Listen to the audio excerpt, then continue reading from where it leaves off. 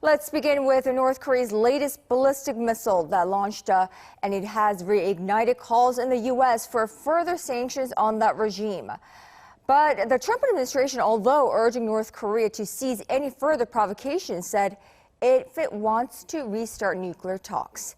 Lee Seung-jae starts us off. The latest launches of what South Korea described as two new short-range ballistic missiles is in violation of UN Security Council resolutions on the North and may hinder the chances of Pyongyang and Washington restarting their nuclear talks anytime soon. Republican Senator Cory Gardner, chairman of the U.S. Senate Foreign Relations Subcommittee on East Asia, took to Twitter on Wednesday to call on the Trump administration to impose further sanctions on North Korea and its enablers. Democratic Senator Ed Markey, a ranking member of the same subcommittee, said if the reports of the launches are true, they would violate UN resolutions. Other U.S. officials have questioned whether North Korean leader Kim Jong-un is serious about denuclearizing his regime, adding that flexibility on easing sanctions may not be the best option. President Trump, who has always praised the North Korean leader and their friendly personal relationship, has yet to comment on the launches.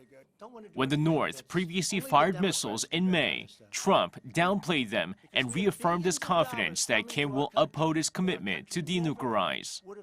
The U.S. State Department on Thursday urged the regime to refrain from further provocations, adding it still hopes for a resumption of working-level talks on the regime's denuclearization.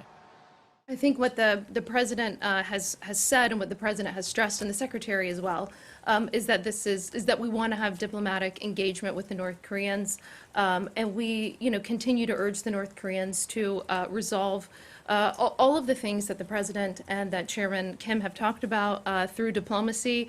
We urge no more provocations and that all parties should abide by our obligations under UN Security Council resolutions. While U.S. Secretary of State Mike Pompeo had hinted at a possible working-level meeting in the coming weeks, observers say the North's latest missile test might mean that it's a non-starter, at least for the time being. Lee Seung-jae, Arirang News.